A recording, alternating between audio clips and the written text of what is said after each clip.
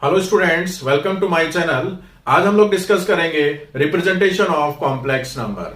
Means complex number को हम लोग कितने डिफरेंट तरीके से रिप्रेजेंट कर सकते हैं। सबसे पहला मेरे पास फॉर्म होगा कॉम्प्लेक्स फॉर्म और कॉम्प्लेक्स रिप्रेजेंटेशन। सेकंड होगा मेरे पास ज्योमेट्रिकल रिप्रेजेंटेशन और कार्टेजियन रिप्रेजेंटेशन। थर्ड है मेरे पास ट्रिग्नोमेट्रिक रिप्रेजेंटेशन और पोलर रिप्रेजेंटेशन। फोर्थ रिप्रेजेंटेशन है एक्सपोनेंशियल फॉर्म और आइलेरियन रिप्रेजेंटेशन। और फाइनली मेरे पास है वेक्टर रिप्रेजेंटेशन। यानी इस 5 डिफरेंट तरीके से मैं किसी कॉम्प्लेक्स नंबर को रिप्रेजेंट कर सकता हूं। तो हम लोग किस तरीके से रिप्रेजेंट करेंगे हम लोग डिस्कस कर रहे हैं। देखिए, सबसे पहला रिप्रेजेंटेशन है कॉम्प्लेक्स फॉर्म और कॉम्प्लेक्स रिप्रेजेंटेशन। इसमें हम लोग कॉम्प्लेक्स नंबर को रियल पार्ट और इमेजिनरी पार्ट की फॉर्म में इस तरीके से रिप्रेजेंट करते हैं। x प्लस आयोटा y, ये कैसा फॉर्मेट होगा मेरे पास? Complex form. यहां पर x क्या होता है? रियल पार्ट ऑफ z और y क्या होता है? Imaginary part of this complex number. तो इस टाइप के फॉर्मेट को हम लोग बोलेंगे कॉम्प्लेक्स फॉर्म और कॉम्प्लेक्स रिप्रेजेंटेशन। सेकेंड रिप्रेजेंटेशन है मेरे पास ज्योमेट्रिकल रिप्रेजेंटेशन। ज्योमेट्रिकली हम लोग किस तरीके से रिप्रेजेंट करेंगे ज्योमेट्रिकल रिप्रेजेंटेशन, और इसको हम लोग कार्टेजियन रिप्रेजेंटेशन भी बोलते हैं। कार्टेजियन फॉर्म और कार्टेजियन रिप्रेजेंटेशन। इसके अंदर हम लोग क्या करते हैं, जो कार्टेजियन कोऑर्डिनेट सिस्टम है उसके अंदर क्या होता है, मेरे पास एक वर्टिकल एक्सिस होता है और एक हॉरिजॉन्टल एक्सिस होता है। इसको हम लोग बोलते हैं रियल एक्सिस और इसको बोलते हैं हम लोग इमेजिनरी एक्सिस, और इस प्लेन को हम लोग बोलते हैं आर्जेंट प्लेन। तो यहां पर क्या करते हैं हम लोग, तो जो कॉम्प्लेक्स नंबर है z equals to x plus iota y, इसको हम लोग पॉइंट की फॉर्म में रिप्रेजेंट करेंगे। सबसे पहले तो x कोऑर्डिनेट किसके इक्विवेलेंट होगा? रियल पार्ट, और ये y कोऑर्डिनेट क्या हो गया? Imaginary part. तो यहां पर सबसे पहले हम लोग इसको पॉइंट से शो करेंगे। Let this point is p which denote this complex number. तो किसी कॉम्प्लेक्स नंबर को यदि पॉइंट की फॉर्म में शो कर रहे हैं और आर्जेंट प्लेन पर यदि इसको रिप्रेजेंट करते हैं तो इसको रिप्रेजेंटेशन को बोलते हैं हम लोग ज्योमेट्रिकल रिप्रेजेंटेशन और कार्टेजियन रिप्रेजेंटेशन। यहां पर देखिए, इस पॉइंट को यदि ओरिजिन से मिला रहा हूं मैं, तो ये जो डिस्टेंस होगी ये किसके इक्विवेलेंट होता है? Modulus of this complex number. और जो एंगल होता है जो positive direction of real axis से बनाया है, इसको हम लोग बोलते हैं argument of this complex number. तो मॉड ऑफ z क्या हो गया मेरे पास? Modulus of complex number and theta is argument of complex number z। इसी तरीके से हम लोग ट्रिग्नोमेट्रिक फॉर्म में कैसे चेंज करेंगे? तो थर्ड मेरे पास रिप्रेजेंटेशन है ट्रिग्नोमेट्रिक और पोलर फॉर्म। इस रिप्रेजेंटेशन को हम लोग पोलर फॉर्म भी बोलते हैं और ट्रिग्नोमेट्रिक फॉर्म भी बोलेंगे।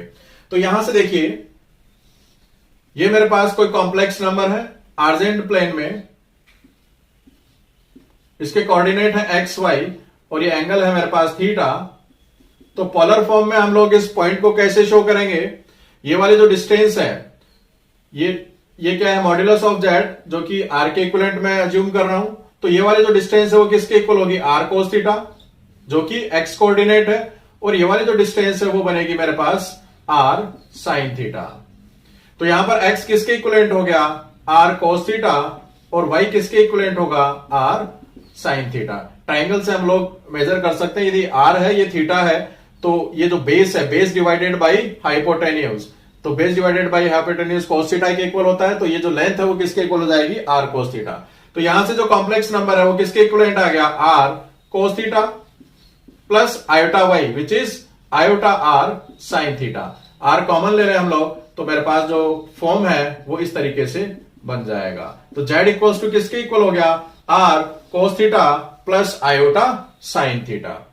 तो यहां पर ट्रिग्नोमेट्रिक फंक्शन काम में आ रहे हैं, तो इसको हम लोग बोलते हैं ट्रिग्नोमेट्रिक फॉर्म। इसी तरीके से एक्सपोनेंशियली हम लोग कैसे रिप्रेजेंट करेंगे? एक्सपोनेंशियल फॉर्म,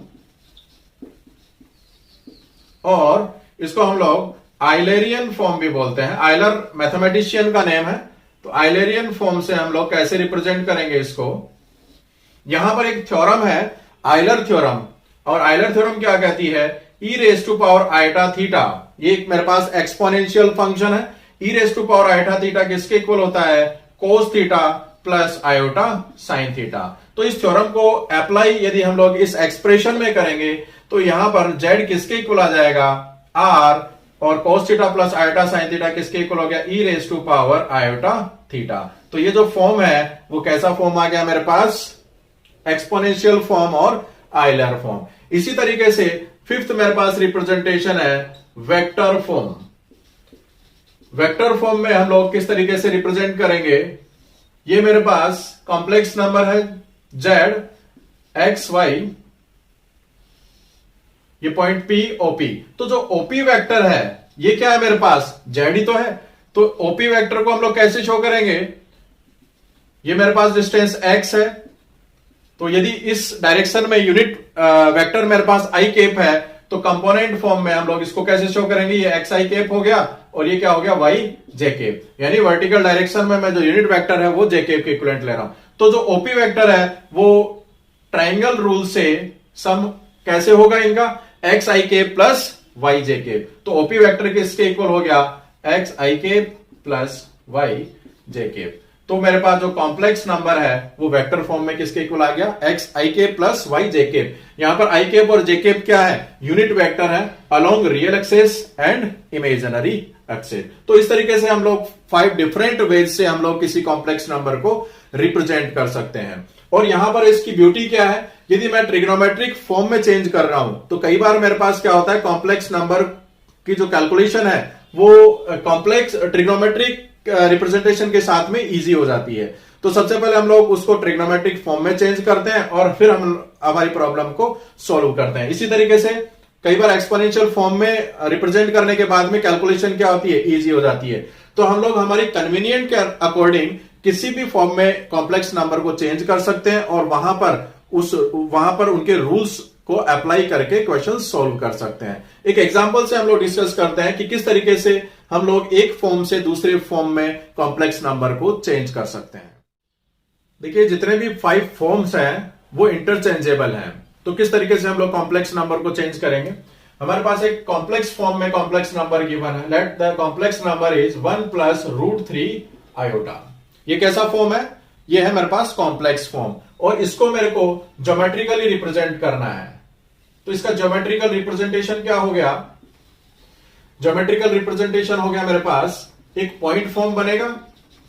तो इसको एज ए पॉइंट हम लोग कैसे ट्रीट करेंगे? z equivalent to 1√3। तो यहां पर आर्जेंट प्लेन पर ये रियल एक्सिस हो गया और ये हो गया मेरे पास imaginary axis.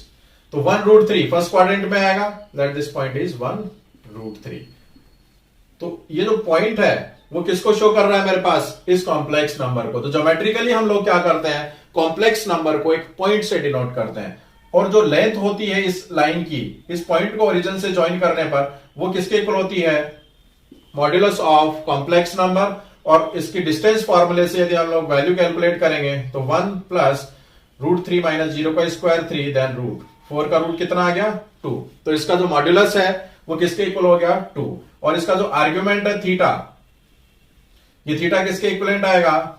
tan inverse imaginary part divided by real part. तो tan इनवर्स √3 किसके इक्वल हो गया? π/3। तो इसका मॉड्यूलस हो गया मेरे पास 2 और आर्ग्यूमेंट हो गया π/3। और ये पॉइंट किसको शो कर रहा है?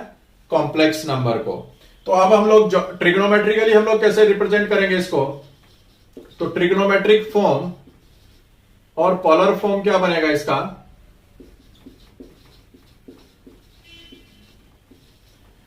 ट्रिग्नोमेट्रिक और पोलर फॉर्म। तो पोलर फॉर्म क्या होता है? r cos theta plus iota sine theta. जहां r क्या होता है मेरे पास?